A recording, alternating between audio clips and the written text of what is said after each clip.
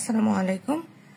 আজকে আমরা নন major chemistry 1 এর কিছু গুরুত্বপূর্ণ চ্যাপ্টার নিয়ে আলোচনা করার চেষ্টা করব। তোমাদের অনেকে আমাকে জিজ্ঞেস করেছিল, আপু আমাদের যে প্রিপারেশন খুবই খারাপ, এই শেষ সময়ে কোন কোন অধ্যায় পড়লে আমাদের জন্য ভালো হবে, বা আমাদের কোন কোন অধ্যায় বেশি পড়া উচিত, কোন কোন অধ্যায় কম পড়া উচিত, সেটা নিয়ে আজকে আমরা আলোচনা করার চেষ্টা করব। প্রথমে বলে নেই যে যারা আমাদের পেইড ব্যাচে যুক্ত হতে চাও তারা 01767351308 এই নাম্বারে হোয়াটসঅ্যাপে নক দাও এবং এখনই যুক্ত হয়ে যাও নন মেজর কেমিস্ট্রি 1 কোর্সটাতে। প্রথমে শুরু করি যে এই যে নন মেজর কোর্সটা বা নন মেজর কেমিস্ট্রি 1 যে কোর্সটা, সেটা আমাদের মেজরদের মতো এতটা ডিটেলসে কোনো কিছু পড়তে হয় না। জাস্ট তোমাদের যতটুকু জরুরি ততটুকু পড়াই তোমাদের জন্য এনাফ। আমি এর আগে তোমাদের অধ্যায় ভিত্তিক মানে প্রশ্ন ভিত্তিক বিভিন্ন কিছু আলোচনা করেছিলাম বা প্রশ্ন ভিত্তিক সাজেশন দিয়েছিলাম পেইড ব্যাচে। এখন মূলত আমি দেখব যে কোন কোন অধ্যায় এগুলোর মধ্যে ইম্পর্টেন্ট, মানে আমাদের কেমিস্ট্রি 1 এ আছে 12টা চ্যাপ্টার। এই 12টা চ্যাপ্টারের মধ্যে কোন কোন অধ্যায় আমাদের বেশি পড়া উচিত, কোন কোন অধ্যায় কম পড়া উচিত, বা কোন কোন অধ্যায় থেকে আমাদের সবথেকে বেশি কোশ্চিন আসে, কোন কোন অধ্যায় পড়লে আমরা মূলত মার্ক ভালো পাবো, সে সম্পর্কে আমরা আলোচনা করার চেষ্টা করব। প্রথমেই আমাদের যেটা আছে সেটা 4 অধ্যায়, যেটা থেকে আমরা যদি দেখি যে প্রতি বছর এই অধ্যায় থেকে কোশ্চিন আসে। কোনো অধ্যায় যদি মিসও যায়, এই 4 অধ্যায় আমাদের কখনোই মিস যায় না। এই অধ্যায় থেকে মাস্ট বি কোশ্চিন আসে। এখন কোন কোশ্চিন গুলা এই অধ্যায় থেকে আসে? মূলত এই অধ্যায় থেকে আমাদের ভাস্পার তত্ত্ব বা আমাদের যুজ্যতা বন্ধন, আণবিক অরবিটাল তত্ত্ব, শ্রেয় কেন, বা আমাদের প্রাইমারি সেকেন্ডারি টারসিয়ারি কার্বোক্যাটায়নের স্থিতিশীলতা, সমযোজী বন্ধন, আমাদের সন্নিবেশ বন্ধন, পাই সিগমা বন্ধন এই অধ্যায়ে রয়েছে। এবং এই অধ্যায়টা অনেক বড় একটা অধ্যায়। এই অধ্যায় থেকে আমাদের মাস্ট বি কোশ্চিন হবে। এই অধ্যায় বাদ দেওয়ার মতো আমাদের কোনো ওয়ে নাই, এই অধ্যায়টা আমাদের পড়তেই হবে। তারপরে যে অধ্যায়টা আমাদের জন্য এবছর ইম্পর্টেন্ট সেটা হচ্ছে 8 অধ্যায়। 8 অধ্যায়ে কি কি রয়েছে বলতো? 8 অধ্যায়ে রয়েছে দ্রবণ সমূহ, মোলারিটি, এটা আমরা 9-10 এর বিষয়, এটা আমরা পড়ে এসেছি। বা আমাদের ইম্পর্টেন্ট যেটা রয়েছে সেটা হচ্ছে ভ্যান টপের সমীকরণ প্রতিপাদন করা। আমাদের প্রতি বছর কিন্তু প্রতিপাদন জিনিসটা আসে, মূলত কিছু আসুক না আসুক, কোনো অধ্যায় থেকে হোক না কোনো অধ্যায় থেকে হোক, আমাদের প্রতিপাদন জিনিসটা আসেই। সো আমাদের প্রতিপাদনটা অন্তত গুরুত্ব সহকারে একটু দেখা উচিত। তারপরে যে অধ্যায়টা আমাদের জন্য ইম্পর্টেন্ট সেটা হচ্ছে 9 অধ্যায়। 9 অধ্যায় এটা মূলত আমাদের অর্গানিক কেমিস্ট্রি থেকে এসেছে। এটা হচ্ছে অম্ল এবং ক্ষার নিয়ে। অম্ল ক্ষার মতবাদের মধ্যে এই যে একটু আগে বললাম না যে আমাদের কোনো না হোক কোনো প্রতিপাদন বা মতবাদ এগুলো আসে। গত বছর আমাদের জন্য যেটা এসেছিল সেটা হচ্ছে লুইস অ্যাসিডের শ্রেণী বিভাগ আলোচনা করো। তাহলে লুইস অ্যাসিড বলেছিল, লুইস ক্ষারটা কিন্তু গত বছর বাদ দিয়েছিল। এটা ছাড়াও আমাদের আরো কিছু মতবাদ রয়েছে, যেমন ব্রনস্টেড-লাউরি মতবাদটা এই বছরের জন্য আমাদের গুরুত্বপূর্ণ। তাছাড়াও রয়েছে আরহেনিয়াস মতবাদ, কিন্তু আমাদের ব্রনস্টেড-লাউরি মতবাদটা একটু বেশি গুরুত্বপূর্ণ। এছাড়া বাফা দ্রবণ, অম্লীয় ক্ষার, বাফা দ্রবণ, আবার আমাদের জলীয় দ্রবণ সম্পর্কিত কিছু বিষয়, কোনটা অম্লধর্মী কোনটা ক্ষারধর্মী, এই সম্পর্ক নিয়ে আমাদের 9 অধ্যায়ের আলোচ্য বিষয়। তারপরে আমাদের যেটা গুরুত্বপূর্ণ সেটা হচ্ছে 11 অধ্যায়। দেখো আমাদের 11 অধ্যায়ে কিন্তু প্রশ্ন আছেই, এর সাথে আমাদের আরো কিছু বিষয় আছে। আমাদের 11 অধ্যায় কি নিয়ে বলতো? হাইড্রোকার্বন, তার মানে কার্বন, হাইড্রোজেন এই সম্পর্কিত, অ্যালকোহল, বেনজিন, সক্রিয়, নিষ্ক্রিয়। এই অধ্যায়ে আমাদের এই ধরনের প্রশ্ন আসে।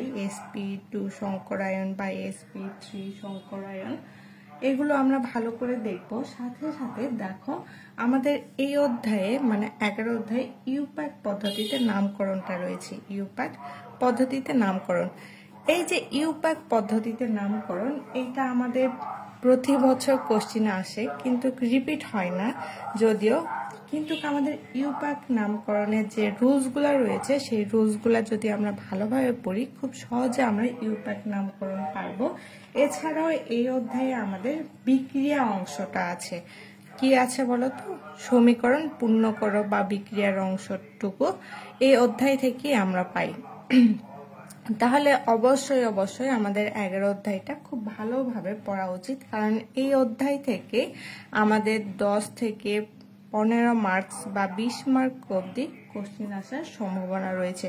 কারণ এই অধ্যায় থেকে আমাদের ইউপ্যাক নামকরণ বা বিক্রিয়ার অংশটুকু অথবা আমাদের প্রশ্ন এই অধ্যায় থেকে হয় প্রতি বছর।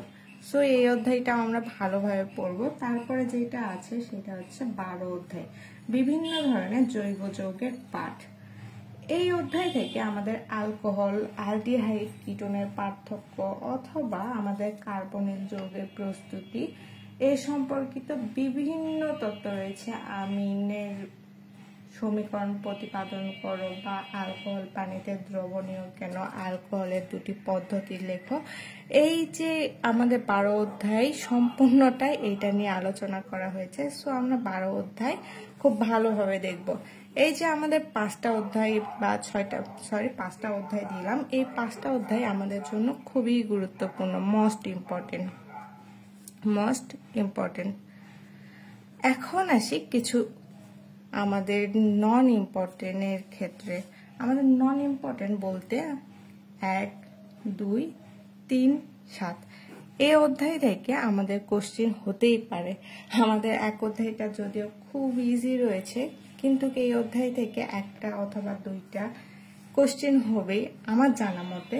এখন আসি 2 অধ্যায় থেকেও আমাদের কোশ্চেন হবে, কারণ আমাদের নন মেজর কেমিস্ট্রি 1 এর প্রতিটা অধ্যায় থেকে মোটামুটি কোশ্চেন দেওয়া হয়। এজন্য আমরা করব কি, এই যে দেখো 1, 2, 3, 7 এই অধ্যায়গুলো আমাদের কাছে খুবই ইজি অধ্যায়। আর এই অধ্যায়গুলো আমরা 9, 10 বা ইন্টারে খুব ভালোভাবে পড়েছিলাম। বোর মডেল সম্পর্কিত যে অধ্যায়গুলো রয়েছে সেগুলো হচ্ছে এইটা। আর এক অধ্যায় তো আমাদের পুরোপুরি ব্যাখ্যামূলক, সো এই অধ্যায়টা পড়তে আমাদের কোনো অসুবিধা হবে না। তাহলে 1 অধ্যায়, 2 অধ্যায়ে কি রয়েছে বলতো? 2 অধ্যায়ে রয়েছে আমাদের পরমাণুর গঠন সম্পর্কিত। এই অধ্যায়ে আমাদের খুব ভালোভাবে পড়া দরকার পলির বর্জন নীতি, আউটবাউ নীতি, হাইজেনবার্গের অনিশ্চয়তা নীতি অথবা আমাদের দাবগ্লির মতবাদ, আবার আমাদের বোর মডেলের স্বীকার্য সমূহ। এই যে আমাদের 2 অধ্যায়ে এই সম্পর্কিত যেসব প্রশ্ন রয়েছে এগুলো আমাদের খুব ভালোভাবে পড়া উচিত, কারণ 2 অধ্যায় থেকে কোশ্চেন হবেই। কিন্তু এই অধ্যায়গুলো থেকে আমাদের প্রতি বছর কোশ্চেন আসে। আর এই অধ্যায়টা আমাদের এই 1, 2, 3 এবং 7 অধ্যায় থেকে হওয়ার সম্ভাবনা আমাদের 99%। মানে আমাদের কোশ্চেন হবেই, কিন্তু ওই তুলনায় একটু কম হবে, জাস্ট এতটুকুই। এখন আসে 3 অধ্যায় নিয়ে। 3 অধ্যায়ে আমাদের রয়েছে পর্যায় সারণী। কি রয়েছে? পর্যায় সারণী। এটাও তো আমাদের ইন্টারের বিষয়, তাই না? শুধুমাত্র একটু যদি ভালোভাবে বুঝি তাহলেই আমরা এখান থেকে অ্যান্সার করতে পারবো।